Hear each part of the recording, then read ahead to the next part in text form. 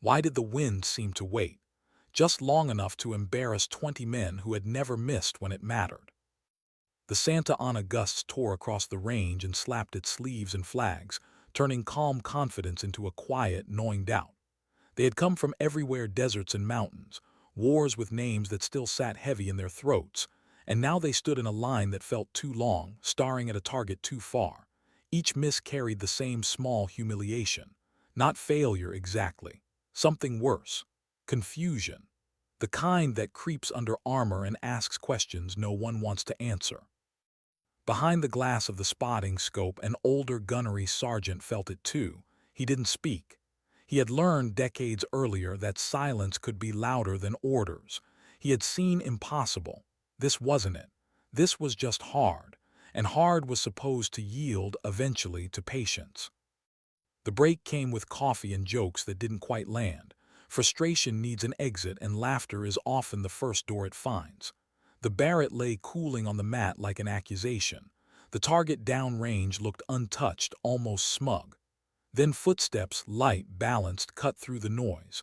A tray arrived without spilling a drop. The wind tugged. The tray didn't waver. She stood there, small and steady, eyes doing something curious. Not staring. Measuring. The kind of look that took everything in without announcing it. Someone laughed too loud and said something he didn't mean to say, the kind of line that floats out when pride is bruised and looking for a softer place to land. The words landed on her anyway.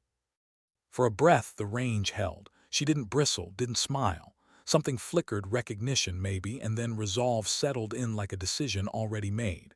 She walked to the rifle with the calm inevitability of weather rolling in from the sea, folded her apron, set her cap aside, knelt, and the jokes died one by one because the way she touched the rifle wasn't curiosity, it was reunion. What no one noticed at first was the sadness she tucked away before she breathed. 3 slow counts. A habit learned somewhere else from someone else when the stakes were different but the discipline was the same. When she opened her eyes, the wind was no longer an enemy. It was information. The first shot arrived without spectacle, no flourish, just a sound that carried and then a pause long enough to doubt. Then the spotting scope told the truth. Center mass. Dead on. The range didn't cheer, it froze. The second shot tightened the truth. The third made it undeniable. She smiled, not triumph but memory, and set the rifle back the way she'd found it, as if returning a borrowed book. "Who are you?" someone asked, careful now. "Nobody," she said, "just a cook." She left the range the way she had arrived, balanced, unremarkable, and the men stayed where they were, staring at a target that had just been rewritten. What hadn't she told them? Not yet. Why does quiet skill scare people more than loud confidence ever could? The kitchen took her back like a familiar tide. Chopping, timing, plating, motions that calmed the body even as the mind replayed the crack of a rifle and the way the wind had softened at the exact right moment. She had come to the core to disappear, to be useful without being seen. Cooking was honest work. It fed people. It asked nothing about the past. Her phone buzzed at the end of the shift, a summons, brief and precise. She felt the old weight settle between her shoulders. That weight had a name once. It had a voice. It had taught her to read the air and trust the pause between heartbeats. In the office, the folder slid across the desk with care. Names, dates, a photograph that reached out of the screen and pulled the room colder. The man speaking knew her father. Not the version that lived in citations and folded flags, but the one who stayed late and checked the wind twice. The one who believed that some wrongs didn't wait for permission. She listened. She didn't interrupt. The truth had edges and it cut. The story she had been told, clean, manageable, gave way to something messier. A mission denied. A line held too long. A sacrifice wrapped in silence because silence was easier than explanation. That night she opened a notebook she had not allowed herself to touch. The handwriting was steady. The choices were not. Page after page, the same careful calculus. If I don't, who will pay? He wrote about her once. About a gift. About restraint. About using it only when necessary. She slept little, dawn came anyway. When she said yes, she said it without drama. She set conditions. She asked for the rifle that remembered her hands. She asked for time. Training was not a montage. It was soreness and cold and the slow return of a language the body never forgets. Numbers mattered, but patterns mattered more. Wind wasn't a problem. It was a conversation. She learned again to wait, to be still when every instinct wanted motion, to trust the space between beats. In the mountains, where breath burned and sound traveled differently, she made the distance shrink by understanding it. The rifle told her its preferences. She listened. "Does it get easier?" she asked once. "No," came the answer, "and that's the point." She carried that into the night before the mission, lying awake with the ceiling's faint stains becoming constellations. She wasn't chasing vengeance. She was choosing prevention. There's a difference, and it matters when you have to live with yourself afterward. Why do some moments feel heavier than the miles that lead to them? The hike began in the dark. The cold made her careful. The position welcomed her like a remembered path. She built her hide with the same patience she brought to a recipe. Too much of anything ruins it. Then she waited. Hours stretched. The valley woke. Normal life did what it always does, unaware of how close it lives to edges. When the target finally stepped into the open, she felt the surge and let it pass. Emotion is loud. Precision is quiet. She checked what needed checking and ignored what didn't. The wind spoke. She answered. The shot was clean, the confirmation followed, and then the plan broke. Chaos is not loud at first, it's confusing. Through glass, she watched trained people move the wrong way, watched confidence turn brittle. She heard the voice in her ear change tone. Orders came faster. Information lagged. She could leave. That had been the agreement. She could become a rumor and let professionals sort out the rest. But the weight shifted and she recognized it. It was the same one she had seen carried before. "I'm staying," she said, and meant not bravery but responsibility. Targets appeared where they shouldn't. Distances compressed under focus. Each decision asked the same question her father had written 100 times. "If I don't, who will pay?" She answered with restraint. She answered with discipline. She answered only when necessary.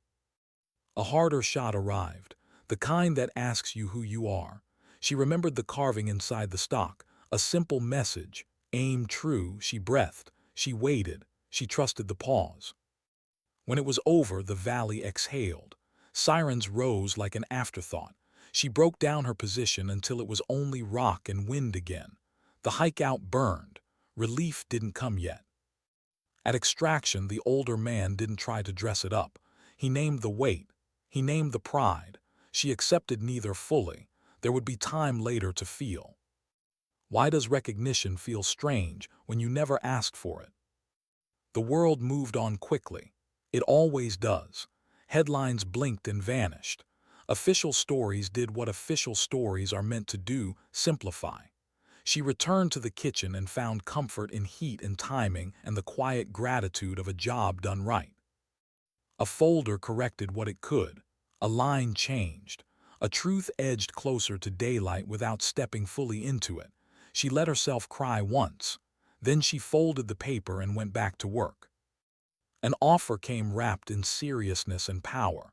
It named her skill. It offered a path that would erase her from anything resembling a normal life. She declined gently. Balance mattered. She could be ready without being consumed. She could choose when necessity called, not let it dictate every dawn. At a grave, she spoke to cool stone and meant every word. She promised readiness, not surrender. She promised memory, not obsession. The wind moved the trees as if listening. Why do we teach what we hope never has to be used? She took young Marines to the range in the early mornings. Fundamentals first. Breath, position, trigger. She spoke about restraint more than power, about responsibility more than pride. They listened because she didn't ask them to admire her. She asked them to practice. Someone asked about a rumor. She smiled the way people do when they recognize a story that doesn't belong to them anymore. She answered with a truth that didn't need details. "There are no impossible shots," she said. "Only ones you haven't figured out yet." They shot until the sun climbed. She went back to the kitchen with the smell of sage in the air and cadence in the distance. Her phone buzzed once with a message she didn't keep. The day was ordinary. That mattered. Why does dignity rarely announce itself? Because it doesn't need to. It stands, breathes, and waits. It acts when the moment arrives and then returns the world to itself as gently as it can. She never asked to be seen. She only asked to be useful, and to choose carefully when usefulness demanded more. Sometimes dignity doesn't speak, it simply acts. Why did the sound of a single perfect hit feel heavier than 20 near misses ever could? Rowan Adelaide Thorne walked away from the range with the same quiet balance she'd arrived with, but inside her chest something had fractured open. The wind followed her for a few steps, then lost interest as if its work was done.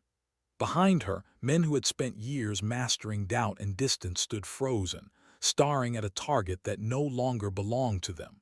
She didn't look back. Looking back had a way of turning resolve into spectacle, and she wanted neither.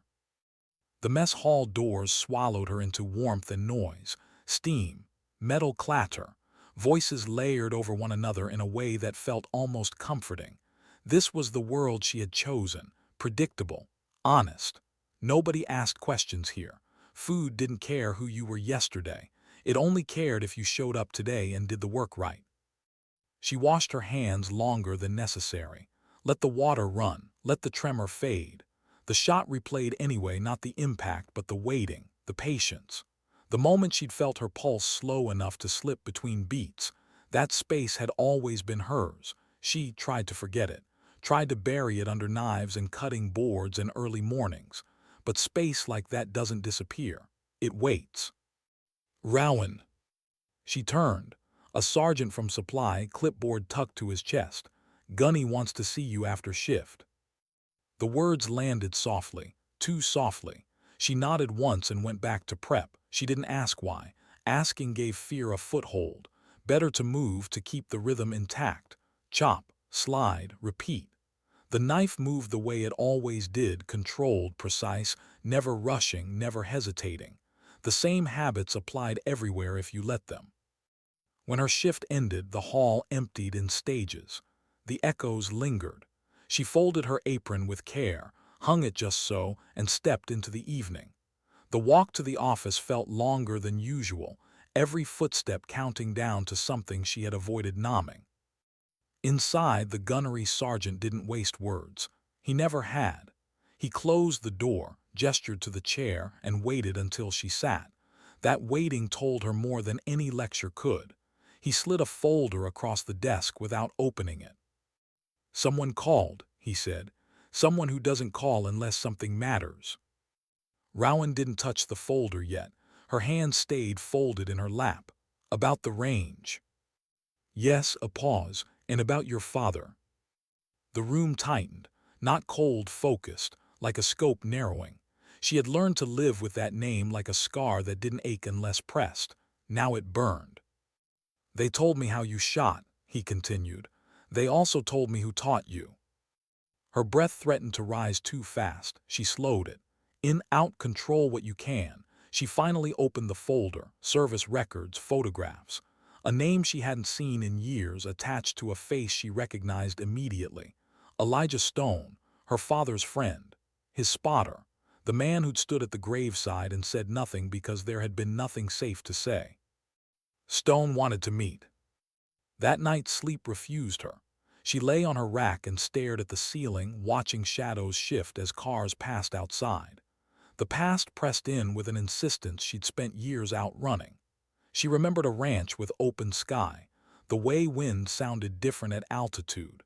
Remembered being told to wait, always wait, because rushing was the enemy of truth. Morning came anyway. She reported where she was told to report, uniform crisp, expression neutral. Stone looked older. Time had etched him with lines that spoke of decisions made too quickly and consequences paid slowly. His eyes were the same, sharp, measuring, kind in a way that hurt. They talked, not gently, not cruelly. Truth doesn't need either. He told her what the official story had sanded smooth. He told her about a man her father had chased because some evils don't retire, about a mission denied and a choice made anyway, about a line held alone so others could withdraw, about last words meant for her. Rowan listened without interrupting. When tears came, she let them come and then go. She had learned early that tears didn't weaken resolve unless you tried to stop them. When Stone finished, he didn't ask for an answer. He slid a notebook across the table, worn, familiar. Her father's handwriting stared back at her from the cover. The sight of it hit harder than the story. Paper had weight. Ink remembered. "Read," Stone said, "then decide." She read until dawn. Entry after entry, the same careful economy of words, distance, wind, outcome, and threaded through it all a quiet philosophy: act only when necessary, act fully when you do. Near the end, a page addressed to her, not sentimental, honest. He believed in her. He believed she would choose correctly when the time came. The decision didn't arrive with fireworks. It settled, solid, inevitable. Training resumed in places that didn't advertise themselves. Desert heat stripped excuses away. Mountain cold punished impatience. Stone pushed her without apology because apology would have cheapened the work. She rediscovered muscles that remembered the right kind of pain. She learned the rifle the way you learn a person, by listening more than speaking. There were days she missed, not badly, but enough to sting. Stone never softened the feedback. He didn't need to. She demanded more from herself than he ever could. Each correction tightened the circle. Each success felt quieter than the last. Pride was a luxury she couldn't afford. One evening, after a long day when the wind refused to behave, she sat on the tailgate and stared at nothing. "I don't want to be him," she said finally. "I don't want to disappear." Stone didn't answer right away. He watched the light fade. "You don't have to," he said. "You just have to be ready." Ready meant accepting a truth she'd resisted. Skill unused was still skill owned. Denying it didn't make it moral. Choosing when to use it did. The mission briefing was brief because the plan was simple. Simplicity didn't make it easy. Distance would be extreme, exposure brief. One chance, one clean decision, everything else would follow. On the hike in, the weight returned, familiar now. She welcomed it. It kept her honest. When the target appeared, she felt the surge and let it pass. Emotion was loud. Precision was quiet. She made the shot. And then the plan cracked. Over the radio, voices layered into urgency. Movement on the ground didn't match expectations. She saw it before it was named. This wasn't panic. This was preparation. Someone had known. She could leave. She was supposed to. The exit route waited. The mountain offered 100 ways to disappear. She closed her eyes for one breath and saw her father's notebook. The last line he'd written. The trust he'd placed. "I'm staying," she said. Stone argued once, then stopped. Respect settled into the channel like a promise. Targets presented themselves where they shouldn't have. Distances collapsed under focus. She engaged only what mattered, only when necessary. Each shot carried a calculation she could live with. Each confirmation tightened the knot in her chest and strengthened something deeper. When ammunition ran low, she felt fear flicker, not for herself but for the men pinned below. She counted rounds. She chose carefully. A harder shot arrived, the kind that asked if legacy was blood or discipline. She answered with patience. When it ended, the mountain released its breath. Sirens grew. She broke down her position until the place forgot her. The hike out burned. She welcomed the burn. It meant she was still here. At extraction, Stone didn't congratulate her. He met her eyes and nodded once. It was enough. The days that followed blurred into normalcy by design. Paperwork moved, stories simplified. She returned to the mess hall and found comfort in heat and timing again. The knife sang. The day passed. Recognition came quietly, a correction here. A line amended there, not truth closer. She accepted it without ceremony. Balance mattered. An offer arrived wrapped in authority. She declined without defiance. "I'll be ready," she said, "but I won't vanish." At her father's grave she spoke plainly, promised readiness, promised restraint, promised a life. Weeks later she stood on a range with young Marines and taught them to wait, to breathe, to respect the pause. She watched their shots tighten as understanding replaced effort. Someone asked if the rumor was true. She smiled softly. "There are no impossible shots," she said, "only shots you haven't figured out yet." She went back to lunch service with the sun warm on her face and the ocean wind carrying sage.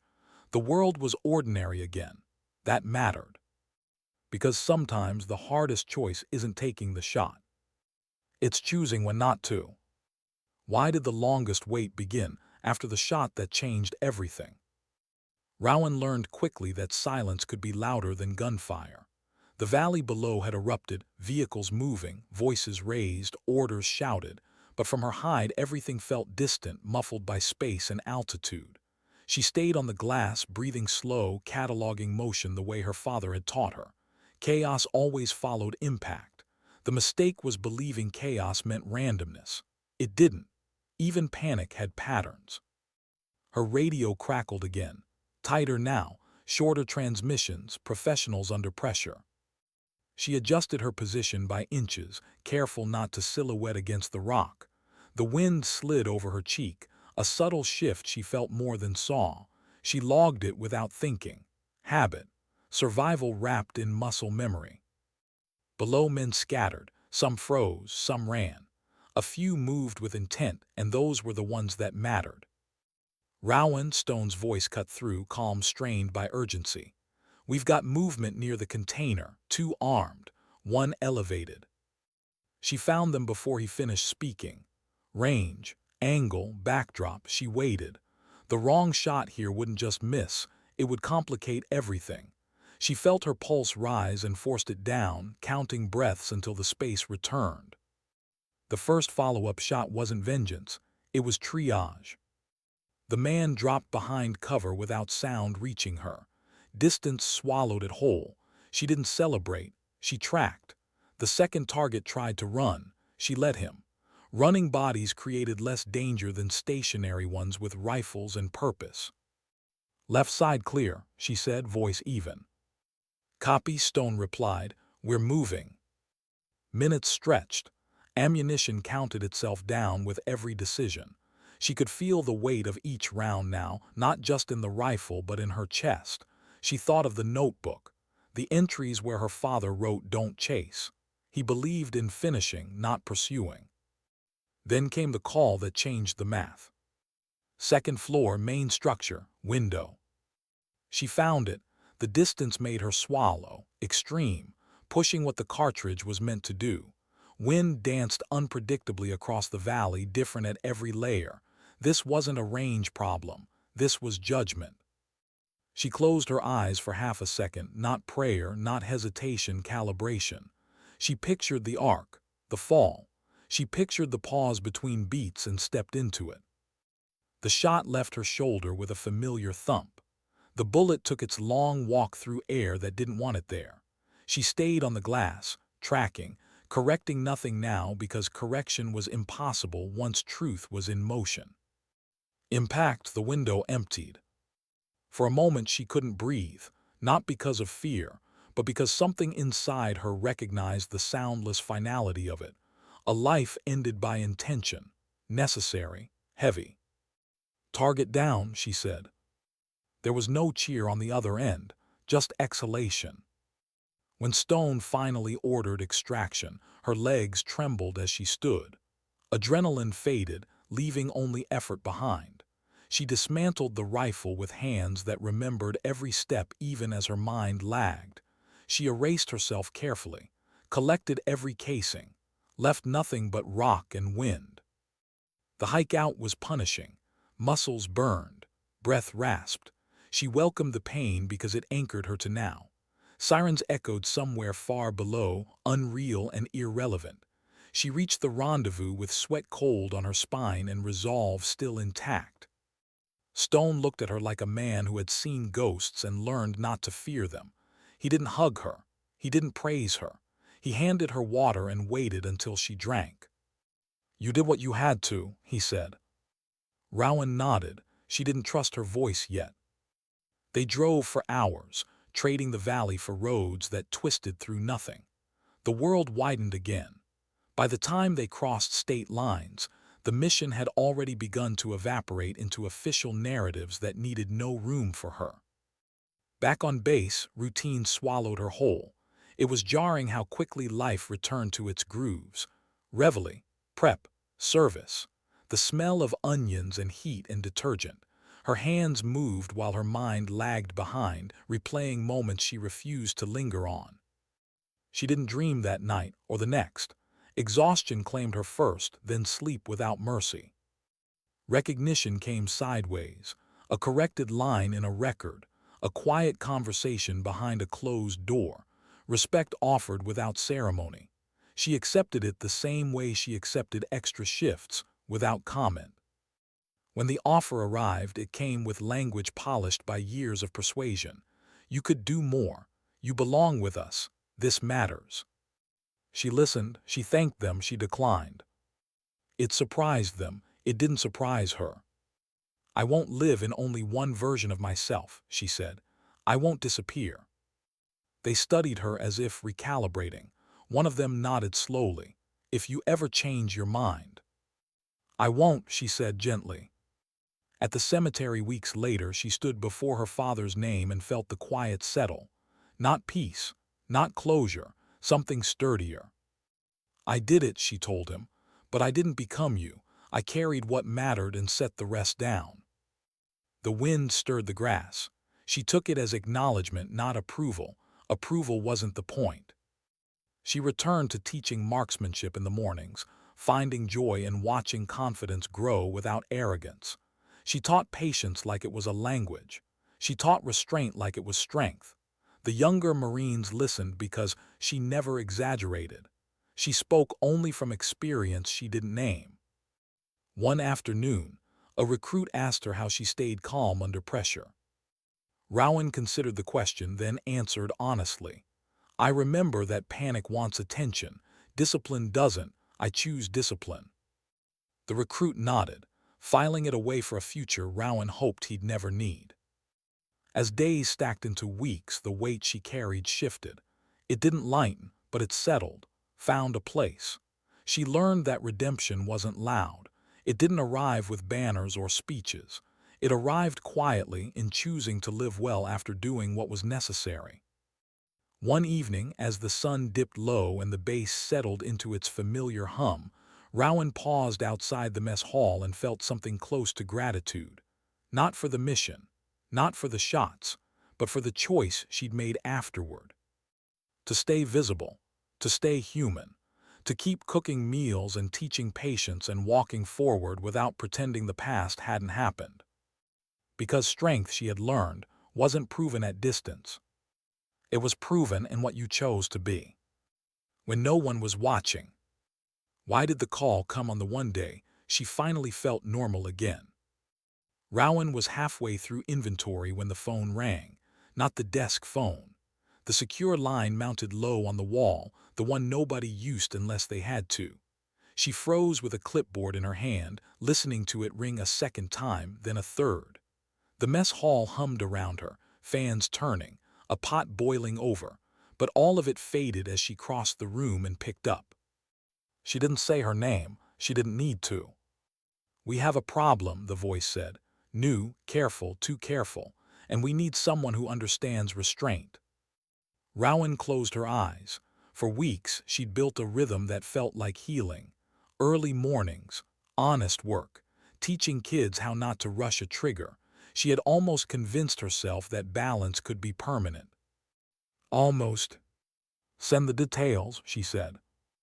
The file arrived an hour later, thin, incomplete by design, a foreign port city, a failed intercept, a pilot down but alive held somewhere between leverage and liability.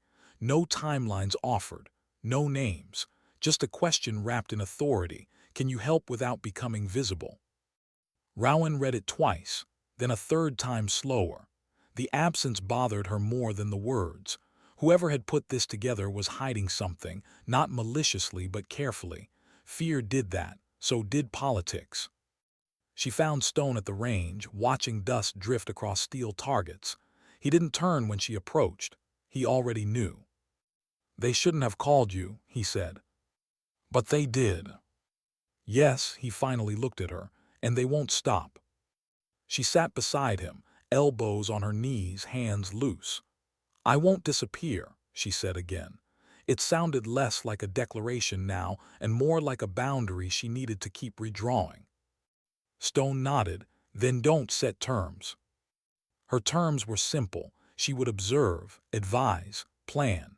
She would not pull a trigger unless every other option failed. She would not be listed, she would not be owned. They agreed too quickly. That worried her.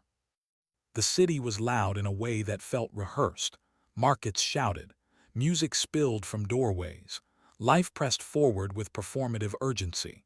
Rowan moved through it like a shadow that refused to cling to walls. She wore plain clothes. She carried nothing that would mark her as important. The pilot's name was Mara, early 30s, calm under pressure, shot down during a storm she hadn't outrun, now held by men who thought leverage could be taught through confinement. Rowan studied the patterns, delivery times, guard rotations, the subtle arrogance of captors who believed patience belonged only to them. She mapped escape routes that didn't look like escapes. She listened more than she watched. At night, she wrote notes she never kept. Burning paper was easier than burning memory. The first plan failed without consequence. The second failed quietly. Each failure taught her something the brief hadn't mentioned. Someone inside the local command wanted this messy, slow, negotiable. Rowan felt anger rise and pressed it down. Anger made shortcuts look reasonable. On the fourth night, she stood on a rooftop and watched rain turn streets into mirrors. She thought of her father's last entry. "Choose the moment that leaves room for tomorrow." She radioed Stone. "We're running out of time," she said. "Not because of them, because of us." Silence stretched. "Then what do you need?" "Authority," she said, "not permission." She got it in the form of absence. Assets pulled back. Eyes looked elsewhere. The city exhaled in small ways that told her enough. The extraction wouldn't be clean. Clean was a fantasy people told themselves when they needed sleep. But it could be quiet. Quiet saved lives. Rowan moved first, slipping into a service corridor she'd watched for days. The guard inside was young, tired. She waited until his attention drifted to his phone, then passed behind him like a thought he never finished. No violence, just timing. Myra was thinner than her photo, still calm. Her eyes widened once, then steadied. "Can you walk?" Rowan whispered. "Yes." "Then we go slow." They moved through shadows that didn't feel dangerous until you rushed them. Rowan felt every sound in her bones, the drip of water, the scrape of a shoe, the thud of her own heart kept in check by discipline. Halfway out, a door opened where it shouldn't have. A man stepped into the hall, surprise blooming into calculation. Rowan didn't raise a weapon. She raised her hands. "We're lost," she said, in the local language she'd practiced until it felt like truth. He hesitated. Hesitation was a gift, she used it. They were almost clear when the city reminded them it didn't care about plans. A siren, far away, unrelated, but panic didn't know that. Voices rose, feet moved. Rowan chose a stairwell that smelled like oil and rain.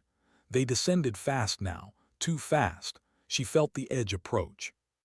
At the bottom, a second guard blocked the exit. Older, smarter. He saw the pilot's face and knew exactly what she was worth.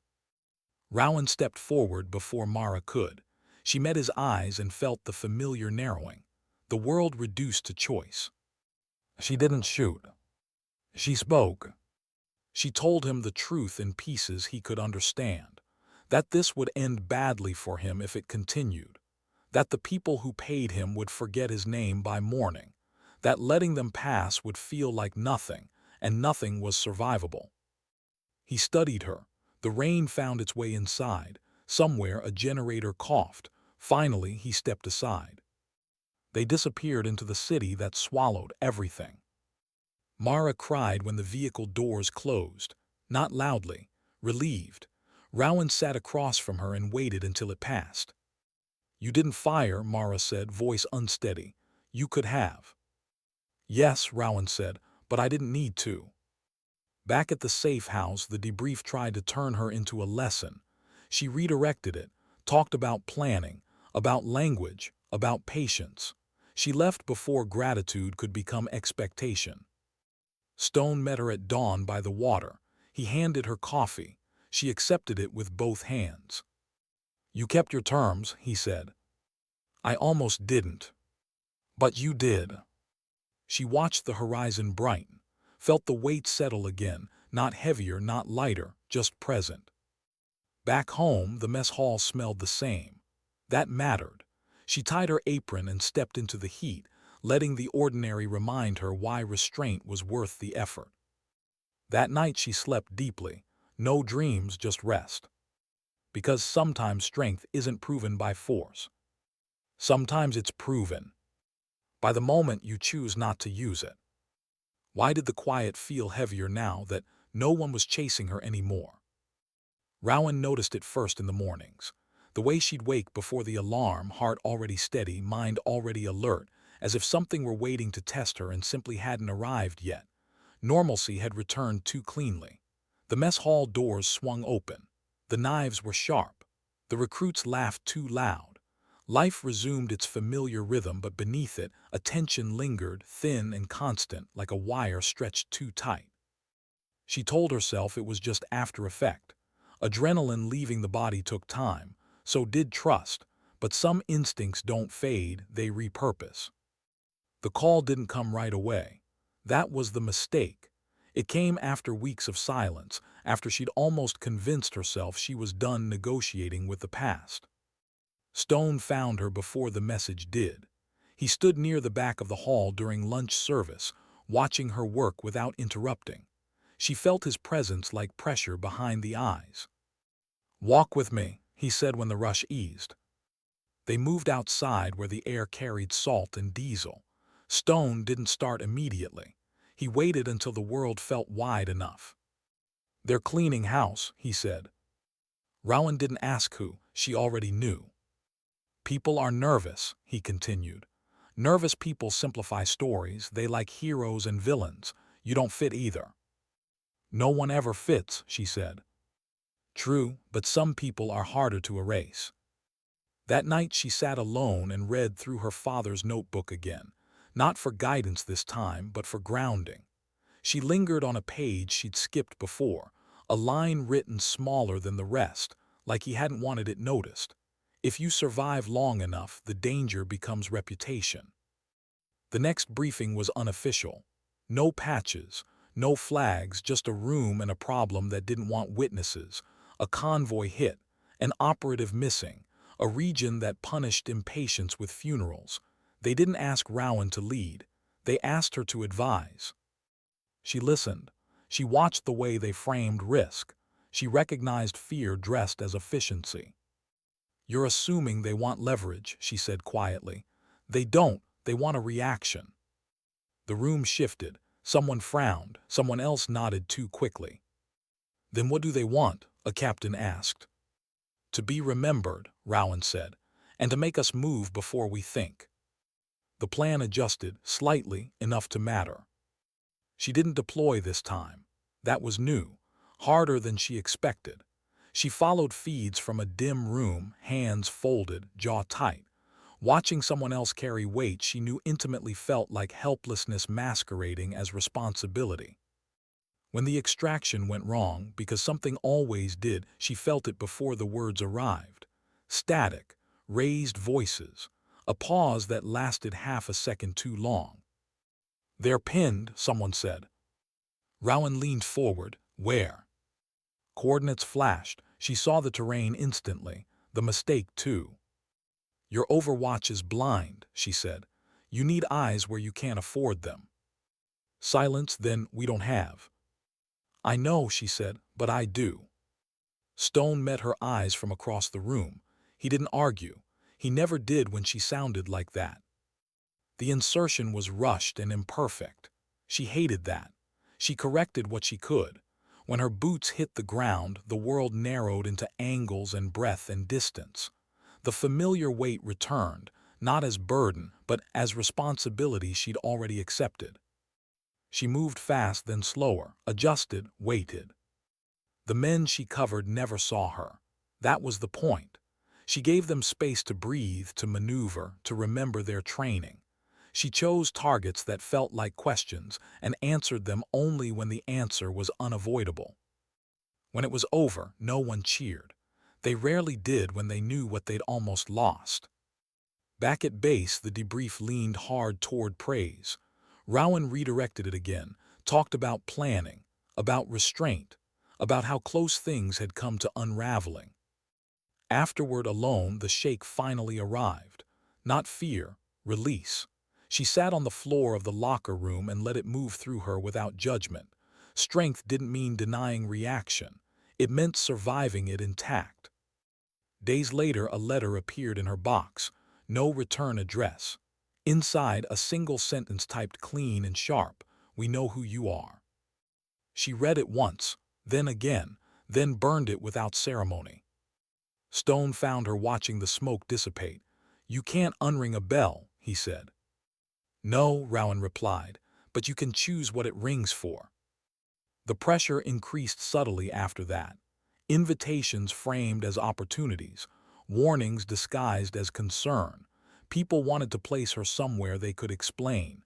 She resisted without hostility. Presence was her protest.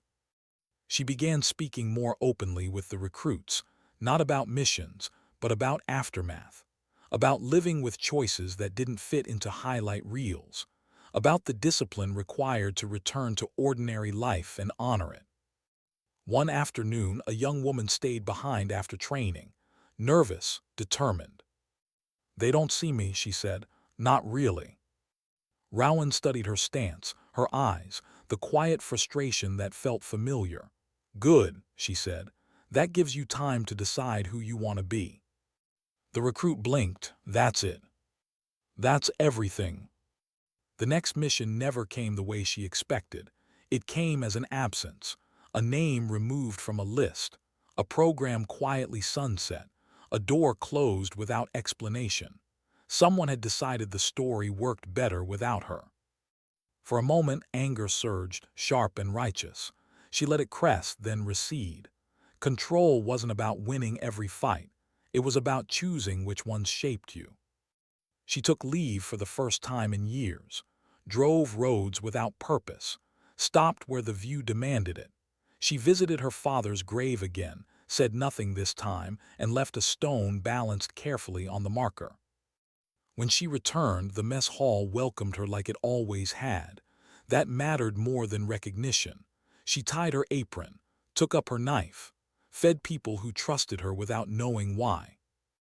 At night, the world felt quieter, not empty, earned. Because resilience wasn't loud. It didn't demand acknowledgement. It endured, and then chose how to live. Why did the ending feel less like a finish line and more like a doorway she hadn't noticed before? The morning light slipped through the mess hall windows in thin bands, catching steam as it rose from the stoves. Rowan stood still for a moment longer than usual, hands resting on the counter, listening to the quiet before the day asserted itself. No alarms, no radios, just the low hum of a place that existed to sustain, not to destroy. For the first time in a long while, the stillness didn't feel like a pause before impact. It felt like permission. She moved when she was ready. The day unfolded gently. Familiar faces, small conversations, a recruit joking nervously about an inspection, someone thanking her for an extra portion without knowing why it mattered. These moments didn't erase what she had done or what she carried. They balanced it, gave it somewhere to rest. Later, she walked the long way across base, past the range where dust still clung to memory. A few shots cracked in the distance, training, not urgency. She watched a group of young Marines struggle with patience, forcing the rifle instead of listening to it. An instructor corrected them, voice firm but not cruel. Rowan didn't step in. They needed time more than answers. Stone waited for her near the fence line, hands in his pockets, gaze turned outward. He looked lighter these days, as if some debt had been paid. "You ever think about leaving?" he asked without preamble. She considered it honestly. "Sometimes, but not to escape." He nodded. "That's how you know you're ready." They stood together without speaking, the silence no longer heavy, just shared. The message came weeks later, delivered without urgency. No classified stamp, no threat. An invitation to consult on a program focused on prevention, de-escalation, intelligence synthesis, choices made before rifles ever left safeties. It wasn't glamorous. It wouldn't make headlines. It felt right. Rowan agreed on one condition. She would stay where she was. She would not trade one disappearance for another. Surprisingly, they accepted. The work changed her days, not her nights. She taught analysts how to slow down, how to read absence as carefully as presence. She told planners that the best shot was often the one you never had to take. Some listened, some didn't. That was always true. One evening she found herself back at the range alone, borrowed rifle resting on the bench. The sun dipped low, turning targets into silhouettes. She didn't load immediately. She breathed, felt the wind, not to conquer it, just to acknowledge it. She fired one round, clean, centered, enough. As she packed up, she felt something loosen inside her chest. Not relief, integration. The skill was still there, so was the restraint. They no longer competed. At home, she opened her father's notebook one last time. Not to read, she knew it by heart now, but to decide. She removed the final page, the one addressed to her, and placed it in a small frame. The rest she wrapped carefully and stored away. Memory didn't need constant rehearsal to stay alive. She slept well that night. Months passed. Seasons shifted. The wire that had once hummed inside her finally relaxed. Not because the world was safer, but because she had learned how to live fully inside it. She laughed more easily. She allowed herself pride without letting it harden. She forgave herself for surviving when others hadn't. On a clear afternoon, a ceremony took place she hadn't known about until she arrived. Nothing grand. A small group. A quiet acknowledgement of service rendered beyond expectation. They tried to pin something on her. She stopped them. "Say it," she said instead. They did, simply, honestly. It was enough. Afterward, a young Marine approached her, eyes bright with uncertainty. "How did you know when to step forward?" he asked. "And when to step back?" Rowan smiled just a little. "I didn't always," she said. "I paid attention, and when I got it wrong, I corrected." He nodded, absorbing more than the words. That evening she walked beyond the lights, where the base ended and the land opened up. The sky was wide, generous. She thought of the valley, the city, the stairwell that smelled like oil and rain. She thought of the lives that had brushed against hers and moved on. She understood now that redemption wasn't a single act. It was a practice, chosen again and again in small, unremarkable moments. When the wind picked up, she didn't brace against it. She let it pass. Rowan turned back toward the warmth, toward voices and work and a life that did not need to be hidden to be meaningful. She carried her past with her, not as a burden, but as a compass that had finally settled. Because sometimes dignity doesn't speak. It doesn't announce itself or demand to be seen. Sometimes dignity simply acts, and then stays to live with the choice.